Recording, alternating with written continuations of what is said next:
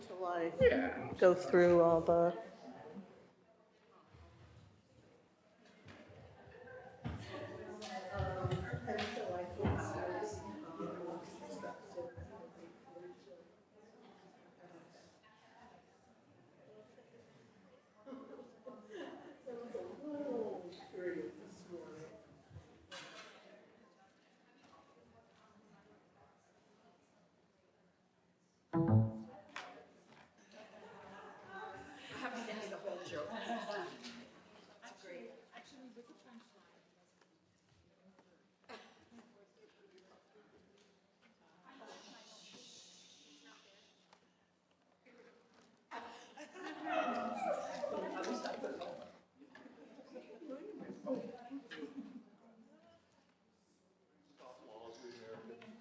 All right.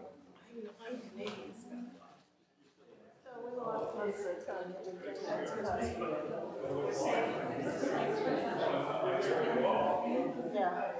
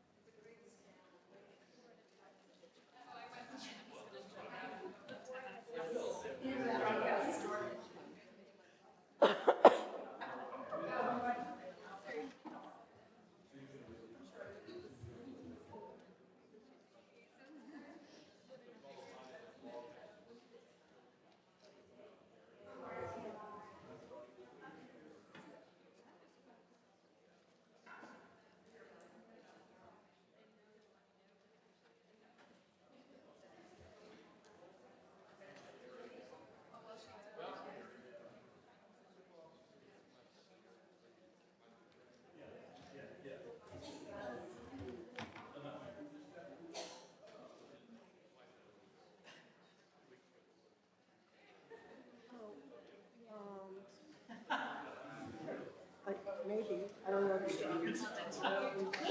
Yeah, I'm just not sure. So, I'm wondering if there's some point.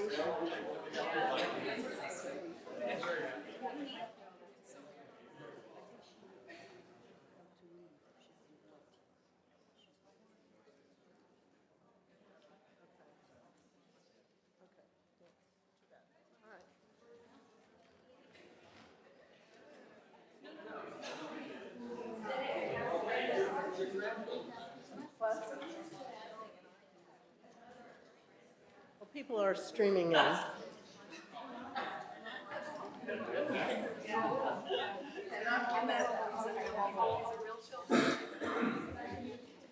Welcome to the third and final session of day 2 before the summary and synthesis.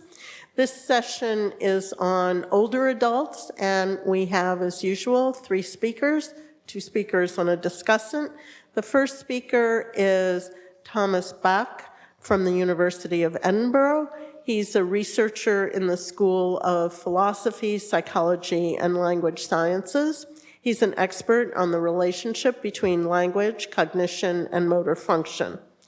An article on which he is a co-author has attracted attention as the first large-scale study of positive effects of bilingualism on delaying onset of dementia independent of education, occupation, and literacy in a country that has a great deal of bilingualism, namely India.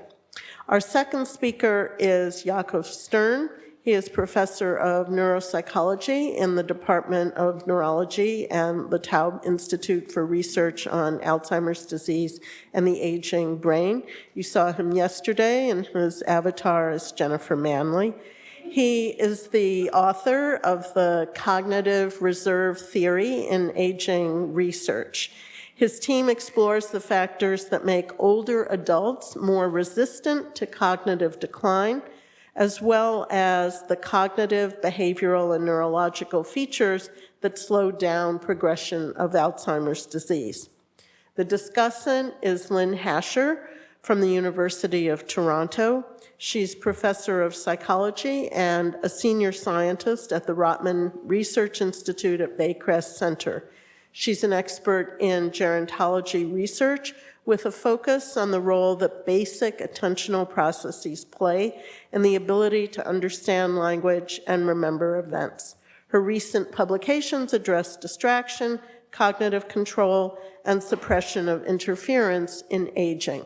So we'll have the usual format, all three speakers followed by discussion.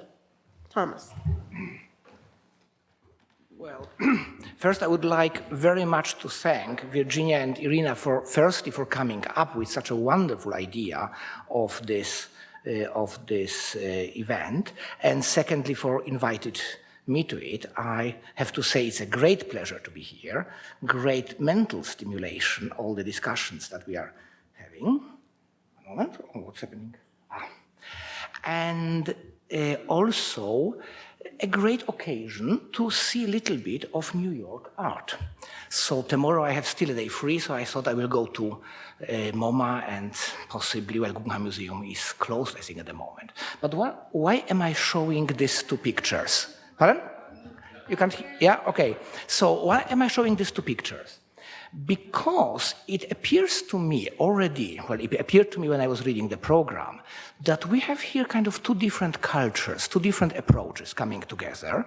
And if you look, I mean, these are, by the way, pictures by Pete Mondrian and Pollock Jackson. Both of them spent much of their life and died in New York, and both of the pictures are in MoMA. And you can see they are kind of different worlds there, aren't they? And I thought, rather than having a fight about two different camps, maybe we could see two different approaches as being radically different and yet both having their reason of existence and in fact contributing something meaningful. So to start with, I think yesterday and even a little bit today, we had a little bit of the, I would say, idealistic approach. Bilingualism as an early, simultaneous, balanced one, and executive functions as being something very specific. So in a way, I could say maybe this picture is a kind of nice model of executive functions. We have some inhibition, we have some switching, we have some updating, and of course in between we have nothing. So very, very nice, clear model. And in fact, I heard yesterday many people speaking about task purity and impurity. It sounded almost like having some kind of Vedic ritual being prepared. Now, in contrast, medicine is messy. And it is even more messy now than it was 100 years ago, because then we had monocausal infections. Now we have polymorbidity. Most patients coming to us, and particularly elderly, and that's the area about which I will be speaking, and I think Jakov as well, will have very often a combination of different things. So we have an interaction of different pathological mechanisms, neurodegeneration, inflammation, infection. We have an interaction of genetic and environmental components. We have an interplay of risk factors and of protective factors, such as hypertension, diabetes, diet, exercise. So in a way, it is rather like a picture by Jackson Pollock, where in this chaos we are trying to find some patterns. So a very, very different approach, which is dictated by the very nature of the subject we are studying. And very often theories follow empirical findings. So here we have Alexander Fleming, who discovered penicillin, as we all know. He didn't have a great theory when he did it, but after the discovery, there was intense work and the theory came thereafter. And that also shows, I mean, in a way, if I would now ask the question, are antibiotics efficient in treating infection? That would not make sense medically. It depends which infection, which antibiotics, which doses, how often do you give them, how long, and so on and so on. So from this point of view, I think the medical thinking has to be always including a lot of different factors. Otherwise, we might as well give it up. So if it comes to bilingualism, I think we are interested in many more things. Not only in age of acquisition and in proficiency and dominance, very much in language use. And that will be something which I was very, very happy to hear in Clara's talk earlier today, and something that will very much feature high in my talk. And of course in the social context as well. Executive functions, well, we have many functions. So in fact, I would say, for me, it's not about executive function, it's functions. I would always use it in plural. And they interact with each other, and they interact with other things, like with memory. And if we look at dementias, again, I put an S because there are many different syndromes. Even Within them, there are subtypes. We have also mixed pathology. So I would say that different studies are bound to produce different results, depending on subjects, on diseases, on measures, and on environment in which they are conducted. And to go further, I would say that medicine is an exercise in humbleness, because medicine is always exercise in failure. Now, all our patients one day will die, every single of them. So that means we can prolong lives, we can make them hopefully better in the quality of life, but we are not almighty, and I think that is something which every medic has to recognize in the very beginning. So, as medics typically do, let me tell you first the bad and then the good news about bilingualism. So the bad news first. Bilingualism doesn't give us immortality. I wish it could, and I'm sure many of you came here with this hope. I'm afraid I have to disappoint you. It is not even the fountain of youth. Here you can see the first governor of Puerto Rico, Juan Ponce de Leon, who went on the search for the fountain of youth. And here about the same time, you found a picture by Lucas Cranach, who was kind of showing this lovely place where you go into the water, you come out, and you are 50 years younger. Now, again, it would be lovely. I don't think it is the case. But I have to say, I have to disappoint you even more. Not all claims made about bilingualism are correct. For instance, this one is extremely interesting, but I would like to warn all of you who want to go in detail into this research, there are considerable methodological problems, which unfortunately our methodology panel yesterday didn't touch upon. How do we want to measure reliably the quality of lovers? So, as I say, there are a lot of disappointments, and I want to start putting them. However, there are some good news as well. And here I have to acknowledge my daughter for posing for these nice pictures. There is no need to throw out the baby with the bathwater. Not everything written on bilingualism and cognition is complete rubbish. And if you see these two pictures, you notice that I think some of us, or some of the researchers at the moment, are so busy throwing out the baby that they completely forgotten the bathwater. So let us look at it in a little bit more detail. There are, of course, multiple factors which influence the results of bilingualism studies. And I would first try to classify them, simply for the sake of simplicity, into the differences within bilinguals. So here we have different apples, and then into differences between mono and bilinguals, and here we have the famous apples and oranges. So here we have age of acquisition, proficiency, and as I will stress on many occasions during my talk, the patterns of use. And then later on, I will come to the comparison of mono and bilinguals to issues like immigration, education, SAS, lifestyle, and intelligence, all of which have been mentioned earlier today. So I have to acknowledge all the speakers, previous speakers, who set up the scene so very, very, very well. Okay, so let's start with the type of bilingualism. And here, again, the discussion to previous session fits it nicely. I do not believe, or let's say I'm not interested in perfect bilinguals. So here you would have the kind of perfect bilingual, my daughter with 3 languages, with a perfect monolingual, her mother, who despite 50 years in Barcelona still doesn't speak a word of Catalan. So that's the kind of classical contrast. But in reality, and here it's me, well, what about people who, like me, missed all the critical periods? I have no hope whatsoever to have any significant inflectional morphology priming. Awful. Someone who has never reached perfection, as you can easily hear from my accent. I love the comment of Jakobson, because I could say about myself, I speak 7 languages, all of them Polish. Someone who is not perfectly balanced, linguistically, I hasten to add, with some domain specifically used. So for me, Spanish and Polish are languages at home, and German and English would be the languages at work.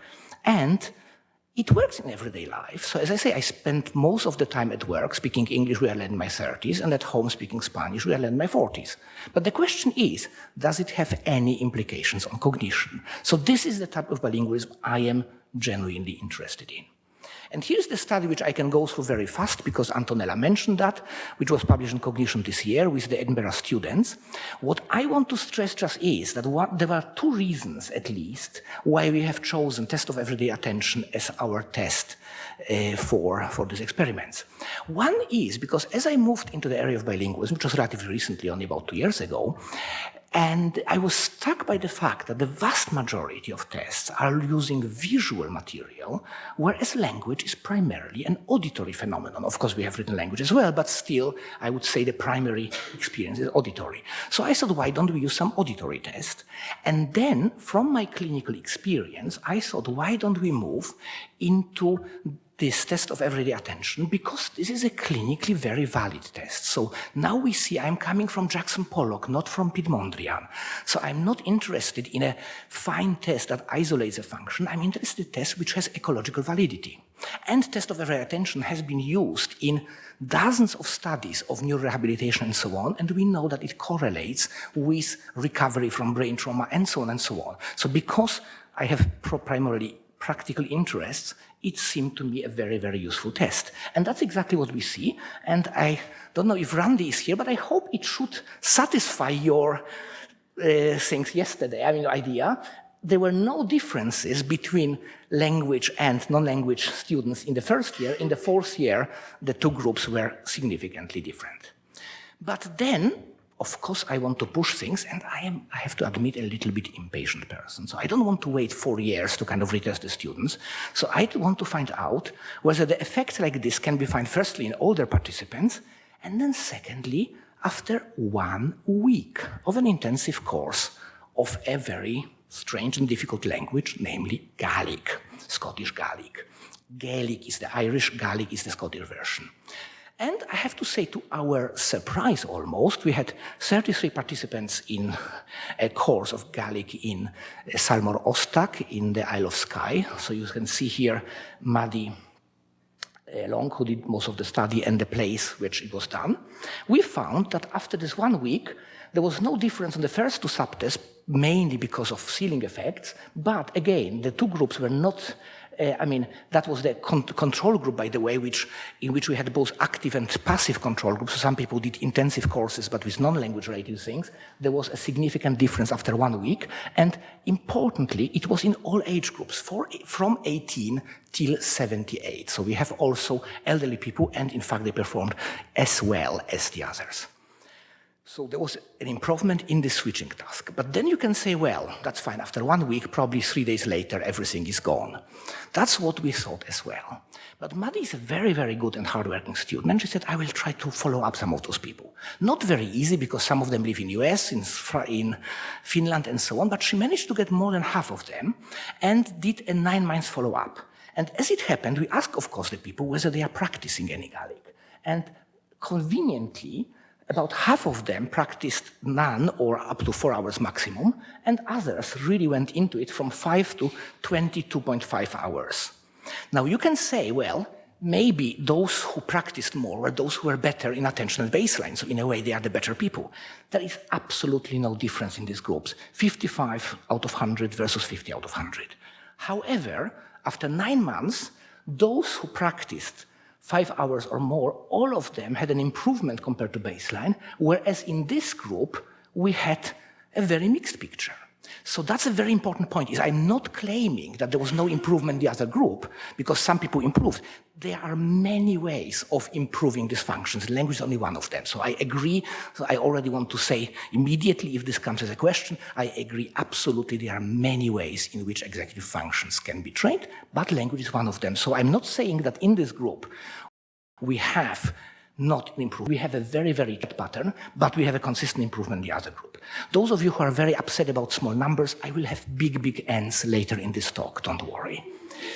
Now here another study, which I find insofar interesting, because I'm doing it with someone who has, I would say, slightly different ideological position to mine, and I think there is nothing wrong with that. In fact, I think it should be done more often. So here we went again to Western Isles, and that is Angela de Bruin, and that's Sergio de la Sala, and that is the Isle of Lewis.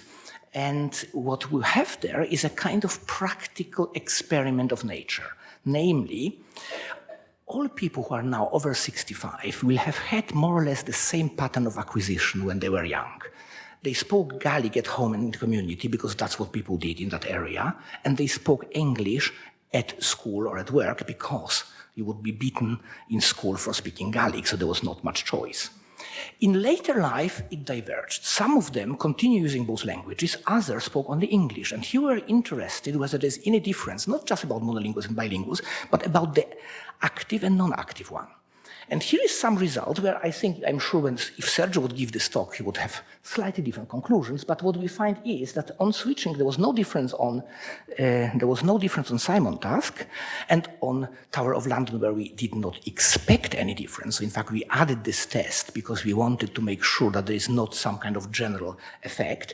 And here we find the difference in switching costs was only for active bilinguals. Now, if you go the word of Sergio, you would say, well, there was not significant difference here. But if you look at the whole curve, you will find that the bilinguals, the active bilinguals, they were slightly slower if there was the same same type of stimulus, and faster if it was different. So in a way, they were preparing themselves. They were expecting the stimuli to be different, which of course slows you down in one, but fastens you up in the other occasion. And I think that's for me a good example why we have so many conflicting results, because they are always the one way of analyzing the data.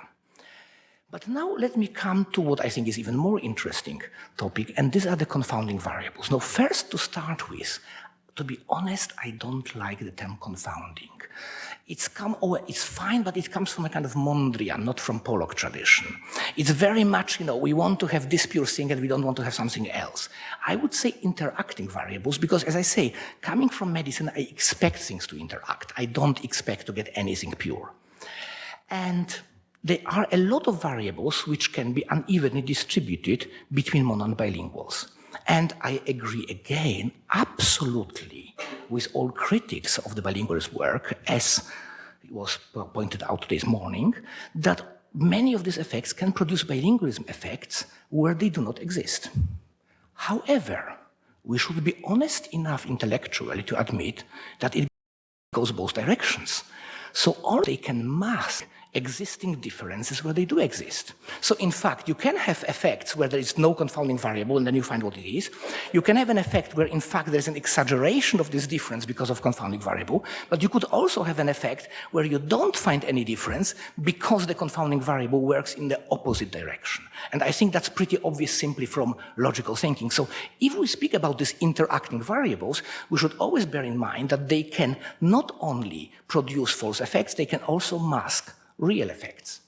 Now, one of the things which keeps repeated again and again is immigration, and I think that is indeed a very interesting issue. So we heard yesterday about healthy migrant effect, and even about the idea that this can go into second generation if, let's say, there are genetic advantages. So logically, it could go even into third or fourth. However, immigration can also be connected with negative experiences. Very often people went through traumatic experiences before arriving in the country. Very often they might have socioeconomic disadvantages. And in fact, there is research, at least in the UK, showing that they are at increased risk of psychiatric diseases. So from this point of view, immigration is not just a very simple phenomenon. It has positive and negative effects, and I think we have to pay attention to both. And further, immigration can be associated with both mono and bilingualism. So of course in the United States, the idea is very clearly that bilingualism is associated with immigration and monolingualism with the autochthonous population. But for instance, in the UK, we have a very different situation. So if you go to the so-called Celtic French, like Wales or like Western Isles of Scotland, you will find exactly the opposite pattern. So in fact, the autochthonous population is bilingual, and the monolinguals usually come from very often upper middle class families which went after retirement or whatever, once they could afford it, which moved from England into Wales and Scotland in the search of a more natural environment, and so on and so on. So from this point of view, again, as I mentioned in the previous slide, immigration can produce maybe an artificial bilingualism effect, but also it can hide an effect when it is there. Now, the easiest thing, of course, to approach is why don't go to a place where immigration doesn't play a role. And that's why I went to Hyderabad. So in Hyderabad has been a multilingual place for at least the last 500 years, probably 1,500 years. So I would say reasonably long-standing. And so if there was immigration there, then we have to honestly say we are all immigrants out of Africa by about 100,000 years. So I think that's probably as little immigrant as you can get. It's a place where bilingualism is frequent, but, and that was a very important point that Alberto made, it is not ubiquitous. So it's not like Barcelona where it's difficult to find monolinguals. In Hyderabad, you can easily find both. As I say, it's established for centuries, and they are languages which are also typologically very different. It is not associated with immigration and ethnic status. And also another reason why we went there is because there is an excellent clinical service. So you have an interdisciplinary dementia clinic which was built up according to Cambridge, so to say, model of John Hodges. They are standardized cognitive tests, standardized in all local languages, including a special version for illiterates, which has been standardized for illiterates. And you have multilingual staff so that every patient can be assessed in his or her preferred language, because there will be always a staff member who can speak it. And what we found in the neurology paper 2013 was 648 patients, so I hope a reasonable N, 60% of them bilingual, which is exactly what you would expect from the general census. So it means the bilinguals were neither under nor over represented in this cohort.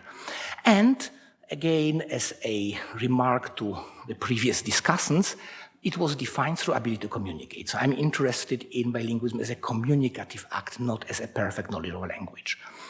And indeed, we found that bilinguals develop dementia over 4 years later than monolinguals. So very, very similar result as the study in Toronto. So from this point of view, I know that some people are extremely attached to the idea of immigration explaining the effects. But in between, there are other studies I will show later, my study from Edinburgh, where immigration also doesn't play a role. There are studies from Luxembourg, there are studies from Ghent in Belgium. I think it is flogging a dead horse. This is simply has been sorted out because we can go to other places and do studies where bilingualism and immigration are not confounded.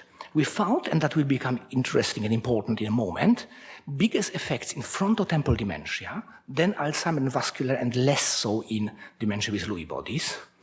And that's interesting, we did not find additional effects of more than 2 languages, which is in contrast to many previous studies. We expected some, and I would say I would have some vested interest myself that we find some.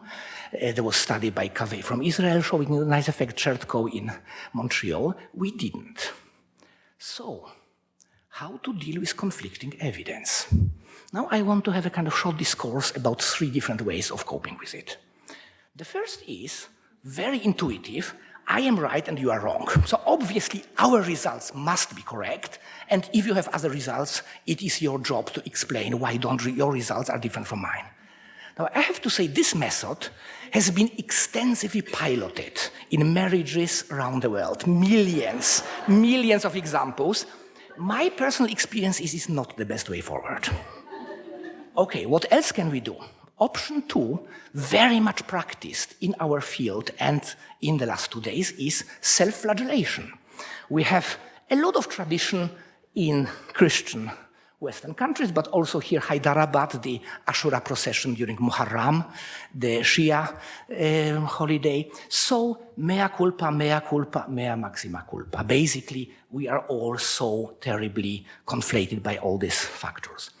Well, now, today morning we had a hint at a certain paper, to which I want to allude now, of De Bruin and al., of which I hasten to add I am not the author, which claimed that there is a particular publication bias in bilingualism. Now let us go back a little bit in time, and that's something where I am absolutely in line with Raymond Klein. I think it's very nice to learn about history. In 1959, Theodore Sterling observed that about 95% of papers he found in different psychological journals confirm the hypothesis. And it almost never appeared that something would be a negative finding. And he said, well, it is not necessarily probable that really people get it all correctly. But then he ends with a very interesting sentence. It would be unfair to close with the impression that the malpractices discussed here are the private domain of psychology. A few minutes of browsing through experimental journals in biology, chemistry, medicine, physiology, or sociology show that the same usages are widespread throughout the sciences. So, is it true that this is a particular problem of bilingualism? Well, let me take you a quick metaphor. Imagine you're looking for a nice place in British Isles. Of course, I will recommend you Edinburgh. Beautiful place here, the sunset over Calton Hill, castle in the background. But then you might find some friend coming and saying, well, what you get in reality is this. It always rains in Edinburgh. Well, in Edinburgh, we have 4.3 millimeters precipitation a year. Now, is it a lot or is it little? I ask you. Depends, exactly. In New York, it's 1,268.5. So compared to New York, in fact, we are pretty dry. So now, let's look at the paper of De Bruin. They found, on the basis of 104 abstracts, that 63 positive results were published and 36 were not. If you look at the biggest study in medicine I know of, Easterbrook, 487, and much more systematic because they were looking at all people who got grants, so you could really trace exactly down the money for research. 68% were published of positive results, 7 only of negative results. So if anything, there is a bias towards more negative results in bilingualism than in other areas. If we don't compare it with anything else, we have a completely meaningless, it's like a number of precipitation if you don't compare it with anything else. Okay, so what is my option? So you'll probably realize that I'm not very happy with either option 1 or option 2. Well, let me take you to another metaphor. Imagine that I want to do an experiment, an extremely simple physical experiment. I want to find out what is the boiling point of water. Very simple, physical. I do it in New York and I find 100% Celsius. Sorry, I'm sure some of you will know how much it is in Fahrenheit. I don't think in Fahrenheit, but anyway, 100 Celsius. Fine. But then, I'm not quite sure. I think, well, is it really universally true? So I asked some friends in San Francisco, and maybe in Amsterdam or Bangor or Barcelona, to measure the same, and they all say, yes, it's 100 degrees Celsius. Fine. Isn't it clear? And then I hear that someone from Quito in Ecuador found it's 96. Well, the natural result is they are not very advanced there. Maybe their technology is bad. Or maybe it's Southern Hemisphere, different rules, and so on. There is a certain level of arrogance in research as well. A little bit. Okay, well, but now imagine that I go to Addis Ababa and Lhasa, which are both in the Northern Hemisphere, and all of them report something around 96, 97. Now, most of you will already get the point. It's the question of altitude. Now, of course, the higher altitude you go, the lower point will be. If you go to Mount Everest, it will be 90 degrees. So the important thing of this is, it doesn't matter how many experiments you have done in those 3 places, they will not tell you universal truths. You can have 500 studies of 1,500 boiling kettles in San Francisco. It doesn't mean it will be universally true. You have to compare it with other conditions. And I am very, very skeptical, and that comes to today morning as well, to all this meta-analysis, because Albert Costa said something extremely clever, as he usually does. He said today morning, well, I think meta-analysis is fantastic as long as you put all the important variables in it. The point is, and sorry if I'm a radical agnostic, I don't think we will ever know all the important variables. Science is about trying to find out these variables. We can put all that we know of, but there might always be some that we cannot think about. And that's why I think, and here we have a very nice citation from the Zachodny paper, which was presented yesterday. We believe that our results show only to be generalized to Spanish-speaking immigrants who learn English as adults. So in a way, that is for me proper attitude. We found these results, and now we have to look whether they compare with something else. So, now coming back after this discourse to the non-finding of multiple languages in Hyderabad, what we did is exactly what I think we should do, sitting together at the meeting, or in Hyderabad as it happened, of the World Federation of Neurology Research Group on Aphasia and Cognitive Disorders, and we discussed why we had different results from Montreal, from Tel Aviv, and from Hyderabad. And our hypothesis, it's still hypothesis, but I hope we'll be able to test it with time, is that it could have something to do with different social-linguistic context. There are different switching behaviors in different places. So in Hyderabad, if you speak two languages, the whole place switches so often that with two languages, you are practically at ceiling. You will be switching with people all the time. If you are in a place which is primarily monolinguals and bilinguals, the more languages you speak, the more chance it will give you to switch. I'm not sure if it's a true explanation, but at least this is an approach, or this is an attempt to find out why different groups found different results without arguing that I am right and you are wrong. Now, another nice point, shortly after this paper, we got a very nice comment by Professor Mortimer, an epidemiologist from Florida, who said, well, could the bilingual delay be due to a lower mortality in the bilingual group? Very, very valid point. So maybe if generally bilinguals live longer, then maybe you will find this attenuation. Now, what we did is, and now it becomes important why we look at different types of dementia. Because age of presentation is different in different types of dementia.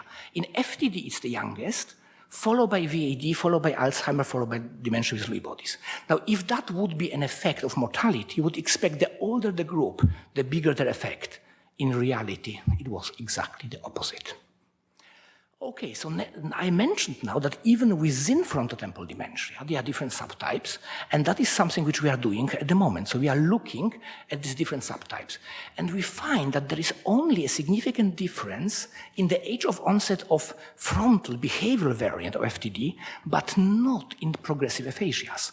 Now, this might sound at first sight strange, but in fact it fits very nicely with a lot of research in bilingualism showing that bilingualism can have some negative results on language. So in fact, it does not prevent you from having aphasia.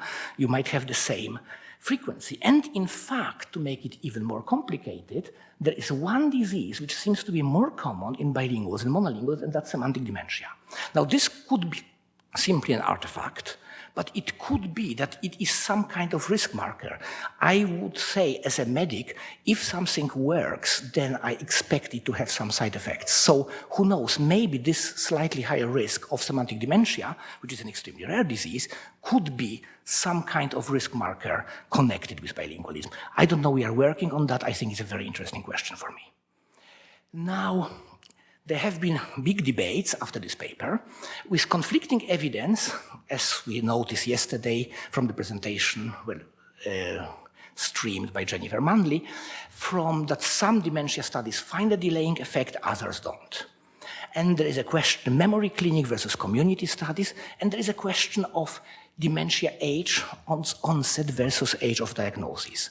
So in a way, age of onset is always a little bit subjective because you ask patients, you ask the family, and maybe there is some kind of bias, although it would have to be a very systematic bias that all bilinguals report, so to say, a much later onset. But I mean, there are studies like Waumans from Ghent in Belgium showing that the difference in age of diagnosis, if anything, is larger than that of onset. And another way how we can maybe study this question is to move to study another diagnosis.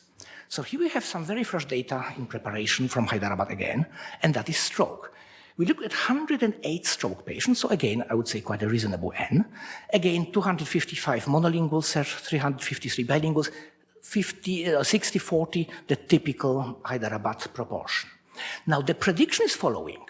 If any difference is due to difference in lifestyle, risk factors, bilinguals being simply healthier, then I would expect a later age of stroke because they would be prevented. I mean, it would be something later. However, if the difference is in cognitive reserve, I would expect the same age of stroke, but different outcome. And that's exactly what we found. There was no difference, I mean, 56 versus 56.5 in age of stroke with 10 years standard deviation, so P of 0.7 or whatever, absolutely no difference.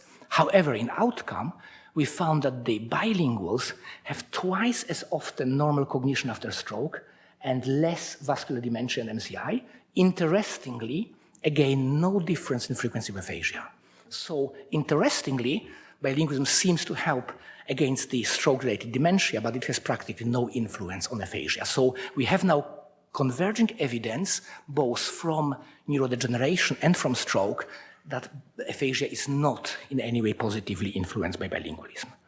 Now let's come to another variable which has been discussed in many details over the last 2 days, and that is education.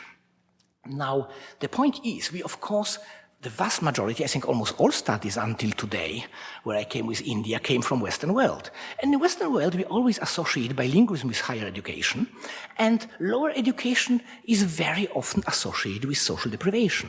So if I look at Scotland, which I know rather well, then of course people who have low education will very often come from deprived areas, unemployment, drugs, all the social problems, and so on and so on.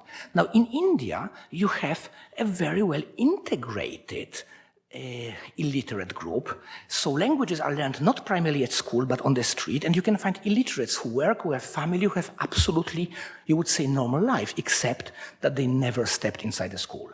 Now we found over 150 illiterates in our group, and they had 6 years later onset of dementia. So here's the group which has no formal education whatsoever. None of them has ever stepped inside a school, and the difference is bigger. So it's clearly not coming from school, and in fact, in another study by ear, we now found that in Indian sample, in fact, once you control for bilingualism, the education effects go away. So in a way, it can be that education has a different mechanism in different countries. Why do we believe that everything has to boil at 100 degrees because we are at sea level? Now, for instance, in India, you have millennia of tradition of non-verbal or non-written verbal passing of information. So in fact, a lot of knowledge can be transferred without going through formal schooling. However, now we come to what I think is the most difficult, and that's the last question I want to discuss, the most difficult question in the field, and that is the reverse causality, which was discussed many times. So maybe simply the people who learn the languages are simply brighter. And reverse causality very often in normal language can be described on colloquial language as the chicken-egg question, which was first. So is it that bilingualism, multilingualism leads to a better cognition, or is it that better cognition leads to multilingualism? Now, this is a terribly difficult question to study. Now, I have an optimal design to study it, which was mentioned already before. We study people now age 10, and then we come again in 60 years and retest them. Now, as I was in Ecuador this January, I was told that in this valley of Vilcabamba, people live often more than 100 years. So I think this person is supposed to have like 110 years. So maybe I could do these tests, go to Vilcabamba and come back in 60 years. But as I mentioned to you, I am a rather impatient person, so I don't want to wait 60 years. So then we really have to find out some group which we can test today, but where we know how they were when they were 10 or so. Now, we are incredibly lucky in Scotland to have exactly such a group called Lothian Birth Cohort. So here you have people, basically the whole Scottish population age 11, so all people at school who were age 11 at that time, in June 1947 were tested for intelligence. And Ian Deary, whom I will show in the next slide, has managed to find those acts from Edinburgh. So this is really like finding a gold vein. So here are those people, so about 1,000 people could be traced back, so we can now look how those people performed when they were 11 and how they do now when they are 70, 73, 76, and so on. Well, what did we find? Well, firstly, the group is very homogeneous ethnically and culturally. I don't necessarily say it's a good thing, but that's how Scottish society used to be. It's kind of a little bit different now. But in this group, you don't have to worry about great variety in those variables. Most of them are still living in and close to Edinburgh, and 13 participants only of the 800-something were born outside UK of Scottish parents, but moved back to Edinburgh before they were 11. Now, being very well aware of the importance of immigration confound, we did the whole analysis twice, once with this group included, once with this group excluded. it was exactly the same result. So again, I would say we can probably put this whole immigration issue ad acta. What we found is 262 people reported that they were able to communicate in more than one language. So as I say, I take it now as the definition is communicative ability, and 170 of those were using only English, so they were able, but they didn't use it, and 90 of them used also another language in their everyday life. And what we found was, now, because we know their IQ age 11, and because we know that, of course, IQ age 11 predicts IQ age 73, those who were bright as children are probably on the top still now, and those who were not, probably not. We could find that taking into account the baseline IQ, that there was an effect of bilingualism, and it was strongest on general intelligence and reading, not surprisingly. So in a way, so these are data which have been controlled for the differences in intelligence age 11. So from this point of view, I think it's at least probably the best I know at the moment in the world that we can control for reverse causality in a long-term study. And there was less effect on verbal fluency, little on speed, memory, and Murray-House test, which is basically a kind of, well, there's a lot of questions which are very, very different type. Now, another thing which I want to stress is, in some of the variables, there was an interaction between IQ 11 and the results. So it means that people who are at the 5th percentile had slightly different results than those who are at the 50 or 95. But then what we found is that, in fact, I mean, this is basically not really that relevant, but here what you can see is that the biggest advantage for bilingualism was for those people who were practically on the 5th percentile. So it means it's not, and that fits very nicely to the literature we had about the effect of bilingualism on lower education, that in fact it could be the lower education group which benefits more, and possibly even the group with lower IQ. Now we are coming back to longitudinal data. So the question is, of course, well, that's fine. It changes the intercept, as you heard yesterday, but does it change the slope? Well, probably not. I mean, we know that many of the factors that influence cognitive reserve, such as education, will influence that people, so to say, are falling down from a higher level, but the slope itself is going down there. So that's exactly what we found. So we find here from 70 to 76 that there is a slow way down. The bilinguals are better than the monolinguals, but as I say, there is not much change in slope. However, in the Zachodne paper, there's another interesting thing which was being said, namely, the protective effects of bilingualism on aging might only emerge in those who actively use both languages in their daily lives. So why not look how the slopes are if we look at the active and passive users? And here suddenly, these two curves go apart. So the slopes go down for the no use, it goes out for the active users. So these are very preliminary results, but I think quite interesting because they suggest that in fact the pattern of use is important.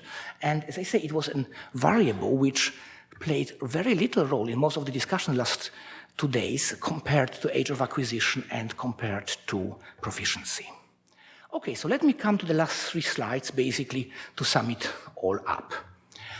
Now, there is an enormous interest in everything that can influence life. So in a way, I think the idea that there is something special about bilingualism, that people are, it's part for me, and I would like to see bilingualism really in a broader context. It's part of the general question.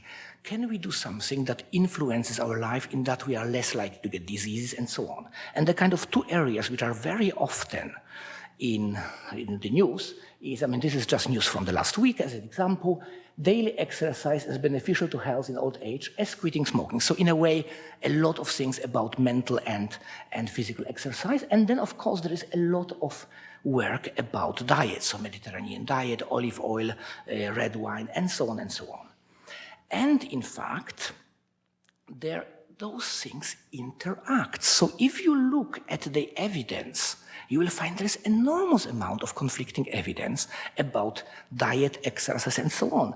So for instance, one study tries to distinguish between the effects of exercise and the BMI. Now, of course, statistically, people who don't move are likely to be rather like this, and people who go jogging every day are rather like this. But it is not an absolute association. You can be relatively thin and have very exercise, and vice versa. So it's not specific to bilingualism. In the whole of medicine and epidemiology, we are confronted all the time with all this conflicting evidence. So let me now come to the summary. And here I want to present the last artist, who is neither Jackson Pollock nor Pete Mondrian, but Paul Klee, who didn't live in New York, but you can find some lovely pictures of him. And if he does abstraction, I would say it's slightly more, well, colorful than Mondrian. And if he does more abstract things, you can still realize some patterns in it. So I think maybe we can recognize some patterns in this chaos. So to start with, my kind of third take-home messages is, first is, conflicting evidence is the natural state of healthy science. I would be worried if we didn't have it. You see, I grew up in communist Poland, and we had these elections where 99.9% of people voted for the Communist Party of Polish Workers. I somehow never trusted these numbers. And I would not trust any election in which 99.9% vote for a certain party. And I would not trust any field in which 99.9% of results would go in one direction. So for me, it's a natural state, but we should take the diverging cues, as some of my predecessors said today morning, and take them as valuable cues. Maybe we can find out something more. Instead of having an argument, I am right, you are wrong, say, why did you get other results than I did? The second thing is, I think there is quite a lot of evidence, converging evidence from many, many sources that bilingualism influences cognitive functions. But of course, it does it interacting with other variables, from genetic to social environments. I wouldn't be surprised if you find some genetic interactions with bilingualism as well. It interacts with almost anything else in life. Why should language be an exception? And then I would say for the end that I think the topic of bilingualism is, in my view at least, best interpreted in the broader context of mental activity, neuroplasticity, and cognitive reserve. Now, I know that some people really love still the concept of modularity. I think it was extremely useful in the 70s and 80s. And it led to a lot of new insights. But we are now 25 years down the line. And I think everything which happens now in neuroscience points to the neuroplasticity of the brain, points to neural networks, points to adaptability. And I would find it unnatural if language would be the only exception to this general rule, how we understand brain now. So that's how I'd like to finish, and I hope that we can move to a civilized discussion.